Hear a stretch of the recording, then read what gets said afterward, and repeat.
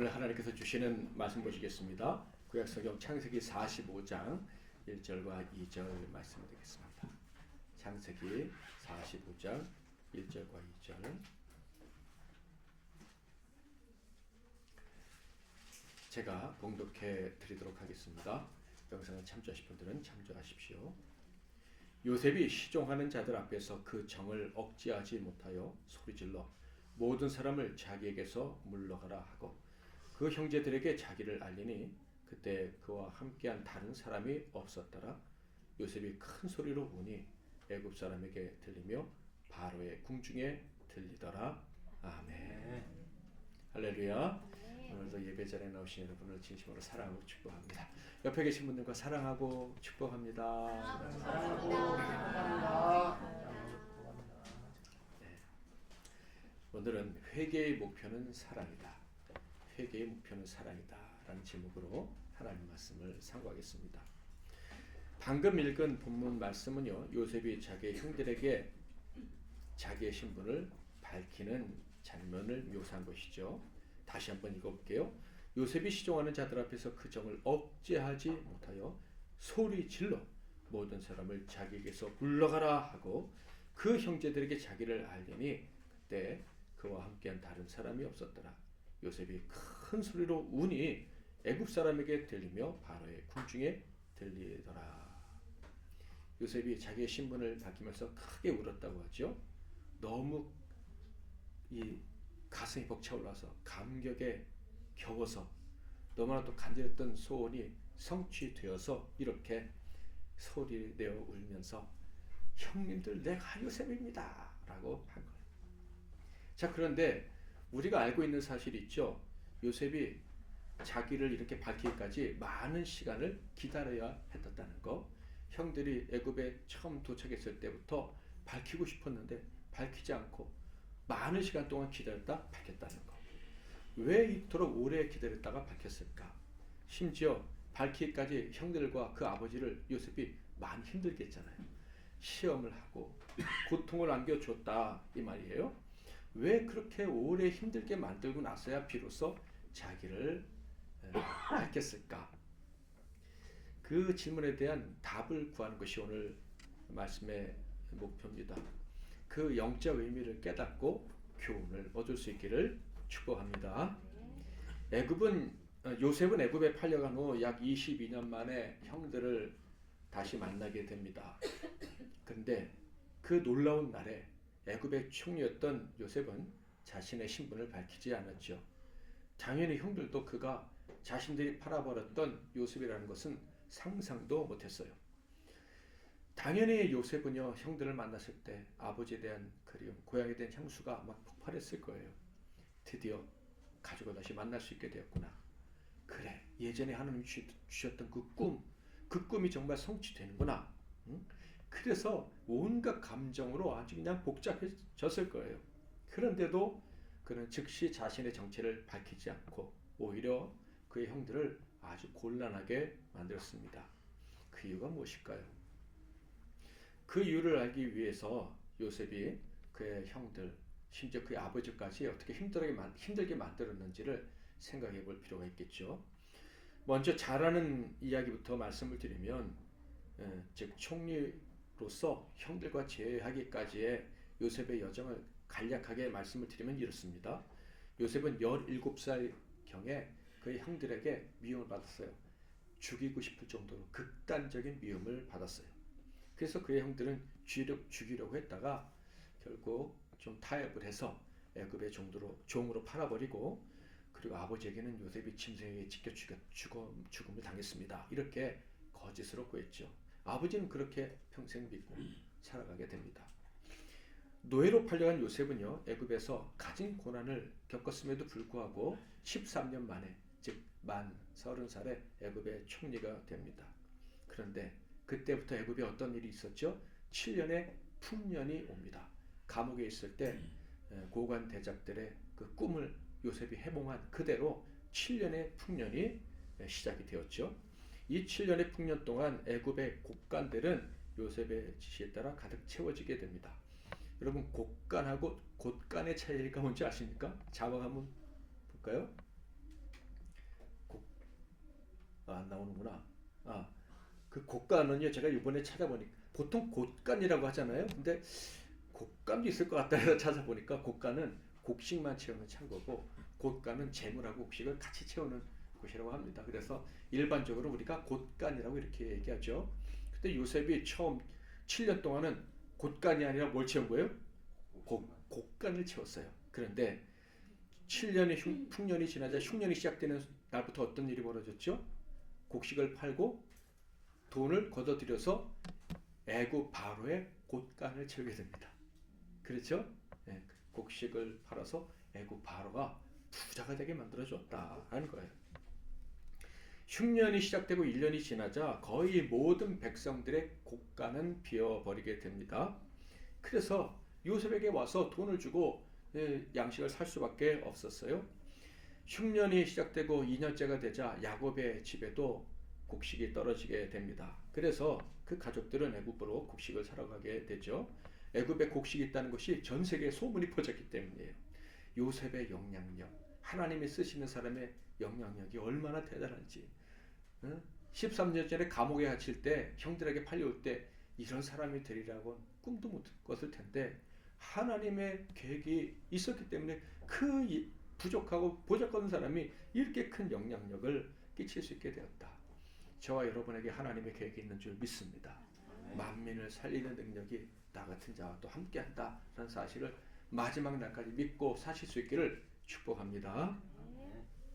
자, 그래서 요셉은 그의 가족을 22년 만에 그러니까 13년 동안 괴롭힘을 당했고 7년 풍년이 있었고 2년 흉년이 지난 다음에 드디어 그 형들을 만나게 됐는데 이때 자신의 정체를 밝히지 않았다.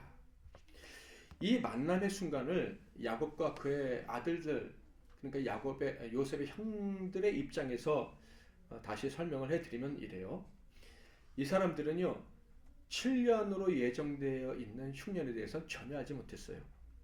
그런데 흉년이 임한 첫 번째 해 1년밖에 지나지 않았는데 그들의 곶간의 양식이 바닥에 나버리고 말았습니다. 하나님의 계획대로라고 하면 몇 년이 더 남았어요? 6년이 더 남았어. 그러므로 이 사람들은요 살아남지 못할 거예요. 1년 만에 지금 먹을 게 없었는데 만약에 하나님이 요셉을 준비시켜 놓지 않았다면 2년, 3년, 4년 굶어 죽을 수밖에 없을 거예요. 그런데 놀라운 소식이 들려옵니다. 애굽에만 양식이 있다는 거예요. 22년 전에 요셉을 애굽에 보내셨고 13년이 지난 후에 총리가 되게 하셨고 8년이 지난 지금 야곱과 그 형들을 살리기 위한 양식을 하나님이 준비해 놓으셨다. 얼마나 하나님의 놀라운 애입니까? 이 야곱의 형들 누가 인도하시는 거예요? 하나님이 인도하시는 거예요. 야곱 누가 인도하시는 거예요? 하나님이 인도하시는 거예요. 야곱은 자식을 온전히 잘 키우지 못한 실수가 심각하고요. 아들들은 뭘 합니까? 요셉을 말해 뭐 합니까? 요셉을 죽이려고 했죠. 수많은 죄악들이 그들에게 있었어요. 그럼에도 불구하고 그들은 누구의 인도하심을 받았다? 하나님의 인도하심을 받았다는 거예요. 자, 그런데요. 하나님의 인도하심을 받아 양식이 있는 곳까지 갔는데 그들의 마음에 기쁨이 있었나요? 양식을 사올 수 있을 거야 라는 그 순간까지는 이제 기쁨이 있었지만은 그런데 막상 양식을 사러 간 그 순간부터는 다른 사람도 아니고 하나님이 그들을 위해서 예비해 놓으신 요셉을 만난 그 순간부터는 그들의 가슴 속에 뭐가 차오르기 시작했어요? 공포가. 계속 설명을 드리겠지만 그들에게는요 극심한 공포가 찾아왔고 그것 때문에 많은 시간을 시달려야만 했습니다. 자, 그렇다면 요셉은 왜 하나님의 인도하심을 받고 자신에게 찾아온 그들에게 자신을 밝히지 않고 그들을 공포로 몰아넣었을까요? 화가 나서 복수하려고 했을까요? 결코 그렇지 않습니다. 그 증거가요 그의 형들을 만났을 때 요셉이 보였던 첫 번째 행동이에요. 42장 8절 9절을 보면 요셉은 그의 형들을 알아보았으나 그들은 요셉을 알아보지 못하더라.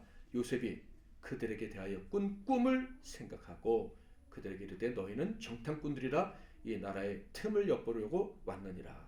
정탐꾼이라고 누명을 씌웁니다. 이건 사형에 해당하는 거예요. 그런데 정탐꾼이라고 누명을 씌우기 전에 뭘 생각했다고요? 꿈을 생각했다. 그 구원이 뭡니까? 하나님이 자기를 통해서 자기 가족을 구원하시려는 그거예요. 그러니까 괴롭히려고 지금 시험을 한 것이 아니다라는 것을 분명히 알 수 있어요. 그뿐이 아니죠. 42장 21절부터 24절에 보면요. 형들이 이제 두 명을 씌우니까 거기에 이제 막 너무 기가 막혀가지고 자기들끼리 히브리 말로 막 얘기하는 거 요셉이 알아듣지 못할 줄 알고 뭐라고 얘기합니까? 야, 옛날에 그 요셉을 우리가 그렇게 팔아먹어서 하나님께 죄값을 치르는구나. 죄를 받는 거야. 벌을 받는 거야 했더니 요셉이 어떻게 했어요? 23절 24절만 읽으면 그들 사이에 통역을 세웠으므로 그들은 요셉이 듣는 줄을 알지 못하였더라. 요셉이 그들을 떠나가서 어떻게 했다고요? 울었어요. 미움이 가득하고 복수심이 가득하면 그들이 말하는 것을 들으면서 울을 이유가 전혀 없었어요. 요것들 봐라. 알긴 안 해? 하면서 그냥 의기양양해졌겠죠. 그래. 이제 왜 매를 맞아야 되는지 알았으니까 이제 매 맞자. 이렇게 했을 거예요. 그러나 요셉은 울었다.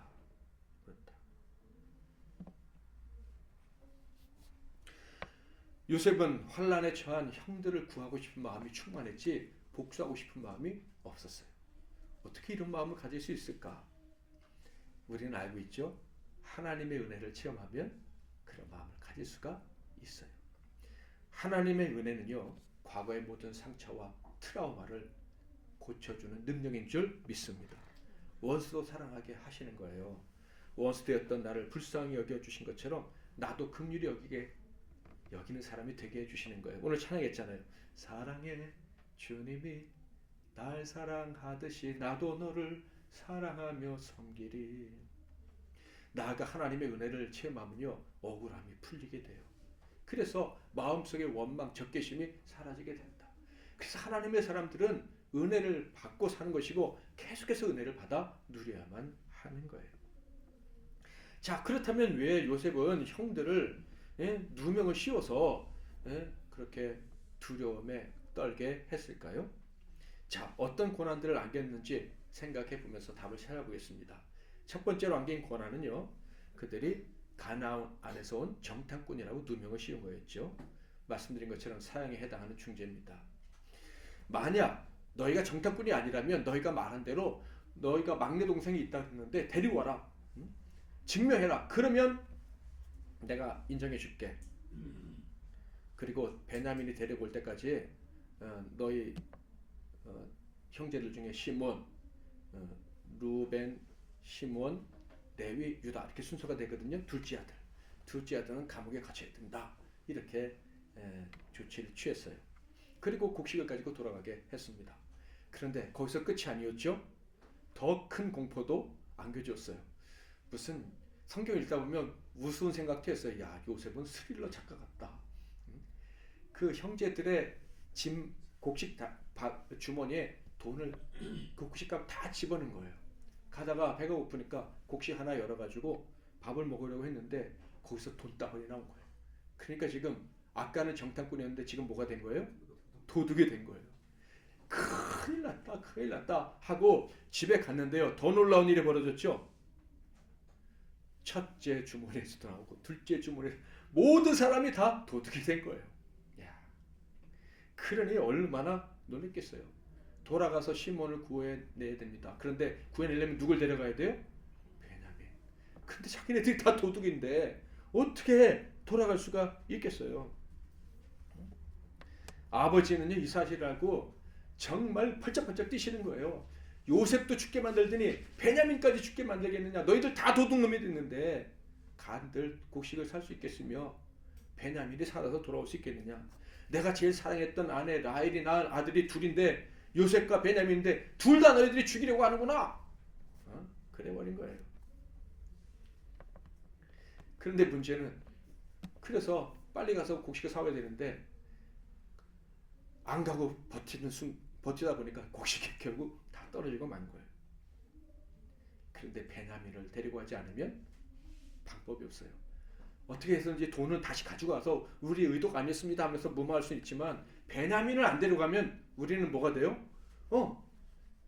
그야말로 정탐꾼이 되는 거예요. 도둑놈은 어떻게 해결할 수 있을지 모르지만 정탐꾼은 해결할 수가 없는 거예요. 그래서 가야 되는데 아버지가 허락을 안 하시잖아요. 근데 이때 누가 나선 줄 아십니까? 장차 장자의 명분을 얻게 될 넷째 아들 유다가 나서는 유다. 근데요, 유다가요 이 문제를 해결하려 나섰지만 사실 다른 형제들과 비교해 봤을 때 나은 게 별로 없어요. 성경을 읽어보면요, 유다가요 집을 나가 삽니다. 집을 나가서 가나안 여자와 결혼해요. 가나안 여자가 결혼해서 아들 둘을 낳는데 이 두 아들들이 다 불순종해서 다 하나님께 벌을 받고 죽어요. 며느리가 자식을 못 낳는데 이 며느리가 창녀를 변장했는데 크게 유다하고 만나가지고 자식을 낳. 이건 뭐 막장 드라마의 주인공이 유다인데. 근데 이 유다가 나서가지고 이런 말을 하는 거예요. 43장 8절 9절 같이 한번 읽어보겠습니다. 시작. 유다가 그의 아버지 이스라엘에게 이르되 저 아이를 나와 함께 보내시면 우리가 곧 가리니 그러면 너와 저와 우리 어린아이들이 다 살고 죽지 아니하리이다. 내가 그를 위하여 담보가 되오리니 아버지께서 내 손에서 그를 찾으소서. 내가 만일 그를 아버지께 데려다가 아버지 앞에 두지 아니하면 내가 영원히 죄를 지리이다. 유다의 말의 핵심이 무엇입니까? 제가 아버지를 위해서, 베냐민을 위해서, 우리 가족을 위해서 목숨을 내놓겠습니다. 막장짓을 했던 아들인데, 집 나갔던 아들, 그렇게 하나님 미워하신 이방 여인과 결혼했던 아들인데, 자기 자존심 때문에, 인정받지 못한다는 사실 때문에 동생을 팔아버리는 일에 동의했던 그런 사람이었는데, 그가 자기 가족을 위해 생명을 내놓겠다는 거예요. 그런데 그 말을 들은 아버지가 어떤 결단을 합니까? 아버지 야곱 역시 사랑하는 가족을 위해서 내가 가장 사랑하는 자를, 사랑하는 아들 베냐민을 포기하겠다. 43장 14절 전능하신 하나님께서 그 사람 앞에서 너희에게 은혜를 베푸사 그 사람으로 너희 다른 형제와 베냐민을 돌려보내게 하시기를 원하노라. 내가 자식을 잃게 되면 이르리로다. 베냐민을 데려가라고 허락한 거예요. 베냐민을 잃을 수 있더라도 시몬을 감옥에서 혹시 구할 수 있다면, 온 가족을 기근에서 구할 수 있다면 내가 양보할게. 늙은 아버지로서는 정말 하기 힘든 커다란 사랑의 결단을, 희생적인 결단을 하신 거죠. 이렇게 두 사람의 희생적인 결단 때문에 애굽을 재방문할 기회를 얻게 됩니다.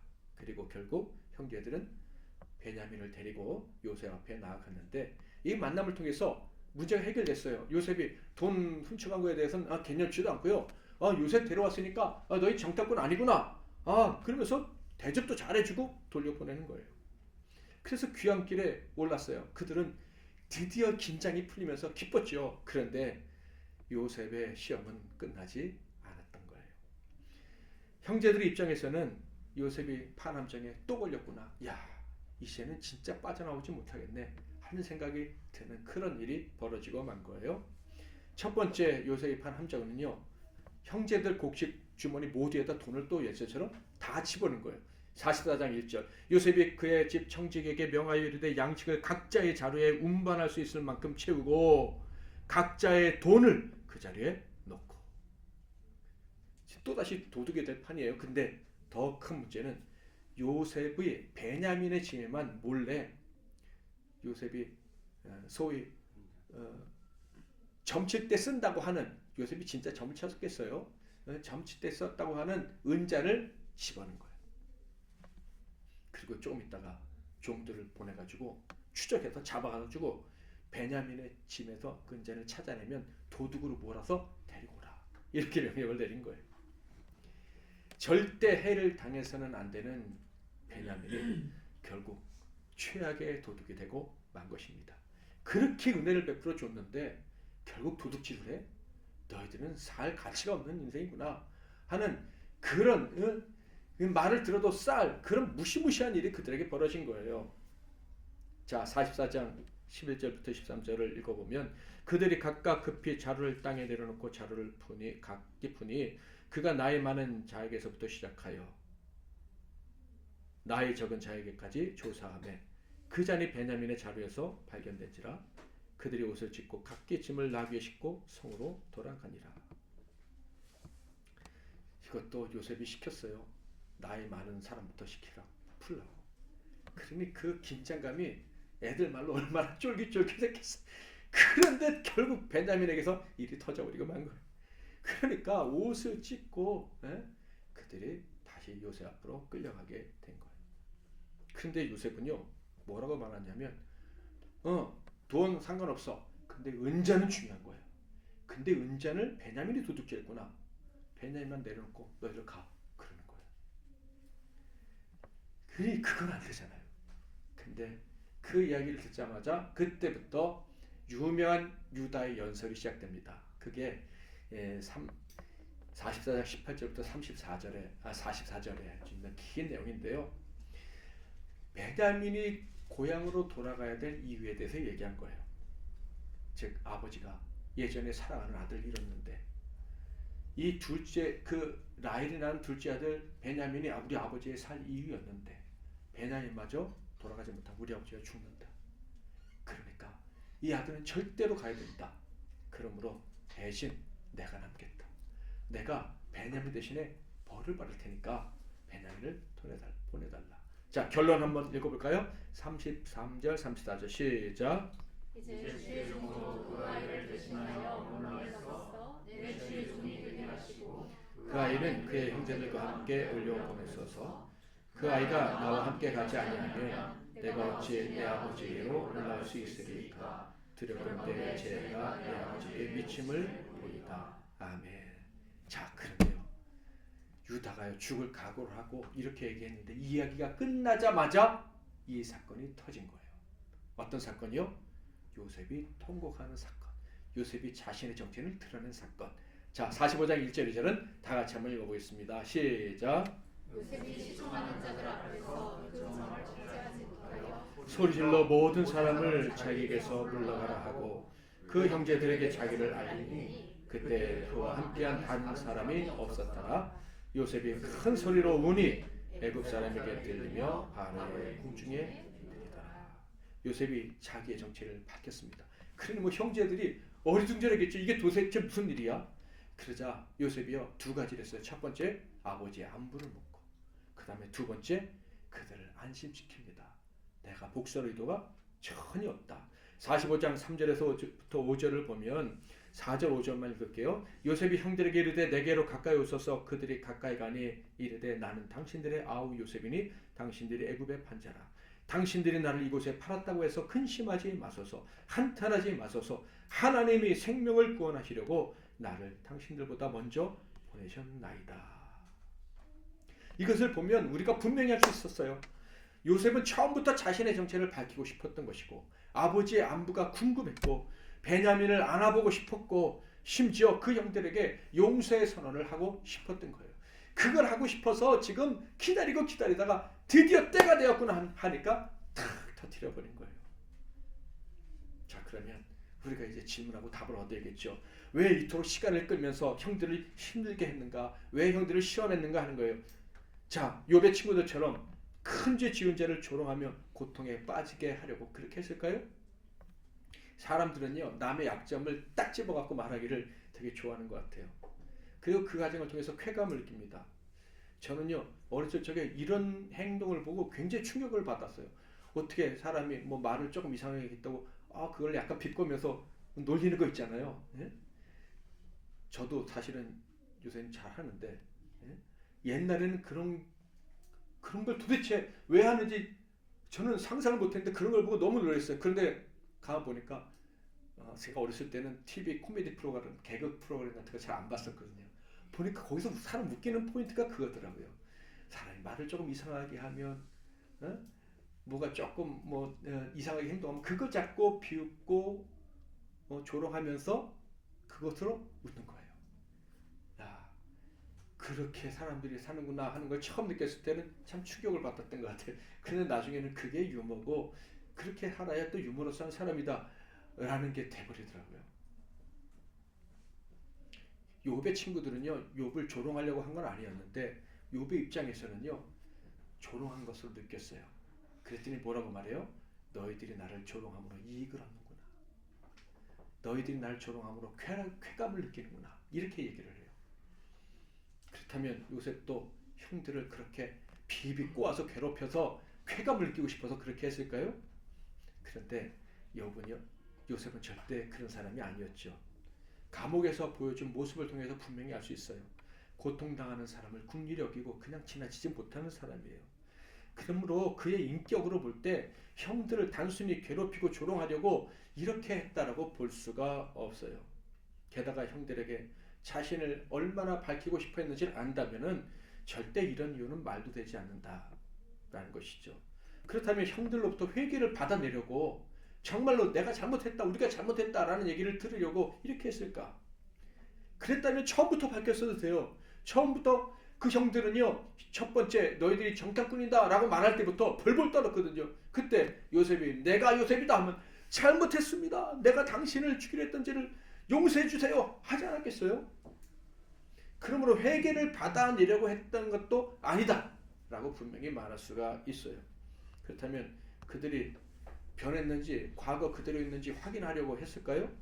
물론 그런 의도도 있었을 거예요. 그런데 시몬이 갇힌다고 시몬을 가뒀다고 했을 때부터 그들이 지금 서로를 생각하는 거, 그리고 결국 시몬을 살리겠다고 베냐민까지 데리고 온 것을 봤을 때 우리 형들은 예전의 모습이 아니구나, 예전에 그 사람이 아니구나 라고 분명히 생각을 할 수 있었을 거예요. 그럼에도 불구하고 베냐민을 또 잡아오는 시련을 안겼잖아요. 그러므로 그들이 변했는지 변하지 않았는지 확인하려고 한 것도 아니다 라고 분명히 말할 수 있겠어요. 그럼 마지막으로 이 혹독한 과정을 통해서 자기 형제들을 변화시키려고 했을까? 이것도 적절한 답이 아닙니다. 요셉이요, 자기 정체를 밝히면서 뭐라고 말해요? 나를 팔았다고 걱정하지 마십시오. 여러분이 더 변해야 된다고 생각하지 않아도 됩니다. 이런 얘기잖아요. 요셉은요, 형들이 바뀌는 것이, 자기가 형들을 바꾸는 것, 이거는요 자기의 권한에 속해 있는 것이 아니라는 것을 분명히 알고 있었어요. 요셉에게 가장 큰 문제는 뭔지 아십니까? 형들이 바뀌는 것보다 형들을 위해 준비하신 하나님의 구원에 대해서 형들이 기쁘게 온전히 꺼리낌 없이 다 받아 누리는 것, 이것이 요셉이 가장 원하는 것이었다. 그 일을 위해서 하나님이 자기를 사용하셨다. 더 큰 구원을 주시려고 나를 애굽에 보낸 것이지 형들이 나를 미워서 판 게 아니다. 물론 그 부분이 있지만 그러나 그 배후에는 여러분에게 구원을 주시는 하나님의 뜻이 있는 거야. 하나님이 여러분을 사랑하셔서 이 일을 하신 것이니까 걱정하지 말라. 그러니까 요셉이 자기가 뭐 어떻게 해가지고 형들을 좀 바꿔보겠다 이런 생각이 없었다라는 것을 알 수가 있어요. 자, 그렇다면 무엇을 위해서 이렇게 긴 시간 동안 그들을 시험했고 하나님은 이 과정을 허락을 해 주셨을까요? 저는 이 질문에 대한 가장 적절한 대답은 바로 다음에 이 구절 예수님의 말씀이라고 생각합니다. 요한복음 14장 21절 말씀 다 같이 읽겠습니다. 시작. 내 계명을 지키는 자라야 나를 사랑하는 자니 나를 사랑하는 자는 내 아버지께 사랑을 받을 것이요 나도 그를 사랑하여 그에게 나를 나타내리라. 사랑하는 자에게 하나님이 나타나 주신다. 하나님이 사랑하는 자에게 그 구원의 기쁨, 내가 하나님과 동행하는 감격을 허락해 주신다. 이런 말씀이에요. 여러분 지난주 설교 혹시 기억하십니까? 오래 참음으로 하나님을 향한 믿음을 증명하는 게 아니라 하나님의 사랑을 받았기 때문에, 그 사랑을 받아서 나도 하나님을 사랑하기 때문에 결국 오래 참고 열매를 맺을 수 있다라는 것이 지난주 설교의 핵심이었어요. 하나님의 사랑 때문에 믿음을 선물로 받았다. 그건 그 전주 설교고, 하나님의 사랑 때문에 믿음을 선물로 받은 사람은 그 내게 이미 임한 사랑의 힘 때문에 역경을 이길 수 있고 열매를 거둘 수 있습니다. 아멘. 아멘. 요셉의 형들이 그렇잖아요. 요셉의 형들은요 살인자와 다름없는 사람이고 실제 살인도 많이 했어요. 왜? 루벤은 장자가 못됐습니까? 첫째인데 아버지 칭찬을 더럽혀서. 둘째, 셋째 레위와 시몬은 왜 못됐습니까? 사람들을 죽여서, 살인해서, 많이 죽여서. 그래서 결국 네 번째가 장자의 명분을 갖게 된 거예요. 살인자와 다름없고 아버지까지 속인 거짓말쟁이들이에요. 그들의 역경을 이겨낼 의지가 있었습니까? 좀 힘들다고 집 나가가지고 이방 여인하고 결혼한 게 누구라 그랬어요? 유다잖아요, 유다. 그들에겐 자격이 없어요. 열매를 맺을 그런 공적을 세운 것도 없어요. 그런데 문제는 하나님이 그들을 택하셔서 12지파의 믿음의 조상으로 삼으시기로 결정을 하셨다는 거예요. 그래서 그들은 전 세계에 임한 기근 중에도 살 수 있는 길을 하나님이 예비해 놓으시는 그런 엄청난 은총을 받았다는 거예요. 자, 그런데 아시다시피 하나님이 이 자격 없는 자를 택하시고 구원하시고 살 길을 주고 먹을 것을 주셨는데 그 구원의 그 순간, 먹을 것을 구해서 집에 돌아오는 그 순간에도 그들에게 기쁨이 있었어요, 없었어요? 하나님이 택하시고 사랑으로 택하시고 구원해 주시고 어려운 역경들을 이기게 해주시는데도 그들에겐 기쁨과 감사와 감격 대신에 공포만 가득했다. 여러분, 혹시 내가 구원받았는데 내가 하나님의 사랑을 입은 거 아는데 마음속에 평안이 없고 기쁨이 없고 두려움과 의심과 아픔만 가득한 분은 혹시 계시지 않습니까? 야곱의 형들이 그랬다는 거예요. 심지어 유다는 뭐라 그래요? 제가 대신 죽겠습니다. 하나님의 구원이 임하는 그날 자기가 죽어야 된다는 그런 비극적인 운명을 생각했다 이 말이에요. 요셉이 뭘 원했는지 눈치채셨습니까? 사랑하는 가족들이 하나님의 구원을 경험할 때 그 구원을 받은 자임에도 불구하고 두려움 속에서 사는 것을 원치 않았다는 거예요. 하나님의 구원이 그들에게 임할 때 공포 속에서 완전히 벗어나서 온전히 기뻐하되 누구와 함께? 함께 구원받은 자들과 함께 그 사랑하는 자들과 함께 온전히 기쁨을 누리기를 원했다라는 거예요. 이미 하나님의 은총을 받은 사람들이에요. 요셉도 이미 용서했잖아요. 요셉에게로부터도 용서와 사랑을 받은 사람들이에요. 그런데 그것을 당당히 누릴 수 없다는 것을 요셉은 알았던 거예요. 처음 만났을 때 내가 요셉입니다 했으면 그들이 얼마나 공포에 질렸겠어요. 아니에요, 다 용서할 거예요. 그걸 받아들이기가 오래 걸렸을 거예요. 요셉은요, 은혜를 받아 누리게 된 사람들이 그것을 당당하게 받아 누리기를 원했던 거예요. 하나님께서 보실 때는요, 이미 은혜 받을 자격이 다 있는 거예요. 거저 주시는 은총이니까. 그런데 그 거저 주시는 은총 앞에서도 부끄러워 도망가는 사람들이 얼마나 많은지 몰라요. 그 거저 주시는 은총을 받았음에도 불구하고 매일 자격심에 빠지고 또 사람을 미워하고 미움을 받고 이렇게 힘든 인생을 사는 사람들이 너무 많다라는 거예요. 여러분, 기억하십시오. 우리는 거저 주시는 은혜, 거저 주신 믿음, 사랑 받은 자들입니다. 아멘. 그런데 그걸 누리지 못할 때가 많아요. 왜요? 두려움 없이 사랑해 본 경험이 없기 때문에, 사랑의 값을 치르려 하지 않기 때문에. 요한복음 14장 21절이 무슨 말씀이에요? 너희가 서로 사랑하면 너희에게 나를 나타낼 것이다. 너희 안에 사랑이 있어야, 진정한 사랑이 있어야 하나님을 만나는 진짜 기쁨을 누리게 된다. 이게 예수님의 가르침인 거예요. 요셉은요, 정말 자기도 너무 힘들었어요. 그 기나긴 시간이. 그렇지만 어쩔 수 없었어요. 시험할 수밖에 없었어요. 그리고 그 과정을 통해서 무엇을 목격합니까? 아버지와 아들 사이의 화해를, 서로를 위해서 희생하고 헌신하는 모습을. 형제와 형제가 예전에는 서로 죽이고 팔아먹고 그랬는데 이제는 죄도 많고 잘못도 많지만 그런데 이제는 형제를 위해서 자기의 목숨을 바치려는, 값을 치르는 사랑이 있다는 것을 목격하게 됩니다. 이 과정을 통해서 요셉의 가족은요, 서로 사랑하고 싶었지만 안 됐잖아요. 사실 여러분의 가정에 사랑이 얼마나 있는지 모르지만 사랑하고 싶어도 안 되는 경우 얼마나 많습니까? 사랑하고 싶은데 안 돼서 그냥 이상한 말하고 서로 갈라지고 힘들고 원망하고 얼마나 많아요. 그런데 놀랍게도 이 무서운 과정을 통해서 야곱의 가족은 서로 우리가 사랑한다는 것을 확인했을 뿐만 아니라 사랑을 표현할 수도 있었어요. 깊은 상처가 그 무서운 시간들을 통해서 치유되었다. 그 공포의 시간이 치유의 과정이었다라는 거예요. 그래서 그들은 우리는 진짜 가족이구나. 사랑으로 동행할 수 있는 가족이구나. 하나님 나라에 들어가서 함께 살 수 있는 가족이구나 하는 것을 체험하게 된 거예요. 이 때가 오자 비로소 요셉이 자신의 정체를 밝히게 된 것이죠. 형들이 요셉의 얼굴을 애굽의 총리로 포장된 얼굴이 아니라 동생, 형제, 사랑을 주고받을 수 있는 사람으로 볼 수 있도록 한 거예요. 저는 이것을 보면서 요셉이 얼마나 지혜로운가. 그리고 더 나아가 이것이 하나님의 지혜였구나.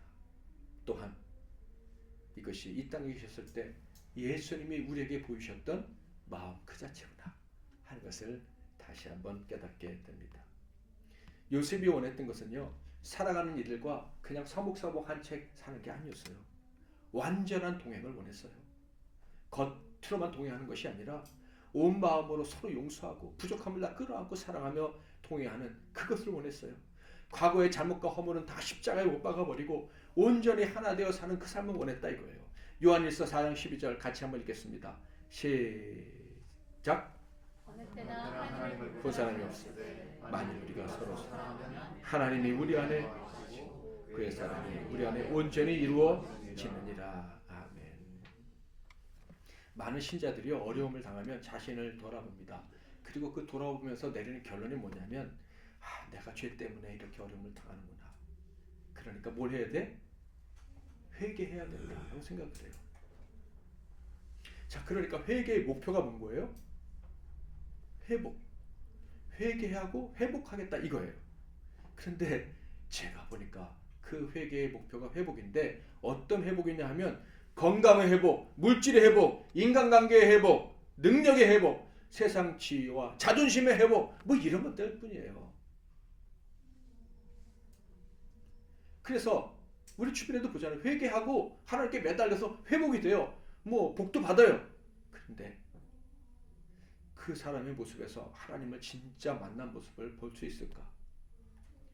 저 사람이 회개하고 기도해서 회복이 됐는데 그 사람의 얼굴에서 예수님을 만난 그 천상에 속한 사람들의 모습을 발견할 수 있을까? 아닌 경우가 많다라는 거예요. 문제가 뭔지 눈치채셨나요?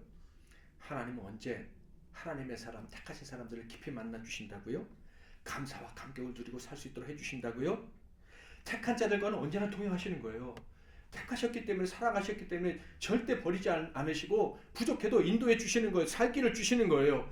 그러나 그들이 하나님과 동행하며 그 감격을 누리고 사랑의 기쁨을 누리게 하실 때는 따로 있는 거예요. 그게 언제입니까? 사랑할 때인 거예요. 하나님을 사랑하고 이웃을 사랑하고 원수까지 사랑할 수 있을 때, 에로스적인 사랑, 필레오적인 사랑, 스톨게적인 사랑이 아니라 아가페적인 사랑, 두려움 없이 값을 치를 수 있는 사랑, 그런 사랑을 행할 수 있는 사람이 될 때 비로소 하나님이 깊이 만나 주시는 거예요. 내 자존심 상하지 않는 선에서, 내 물질 피해보지 않는 선에서, 내 시간 낭비되지 않는 선에서 그렇게만 사랑하는 사람들은요, 구원받았다 할지라도, 하나님이 택한 사람이라 할지라도 정말 하나님을 깊이 만나고 그 만남을 통해 누리는 그 천상의 기쁨을 누릴 수가 없는 거예요.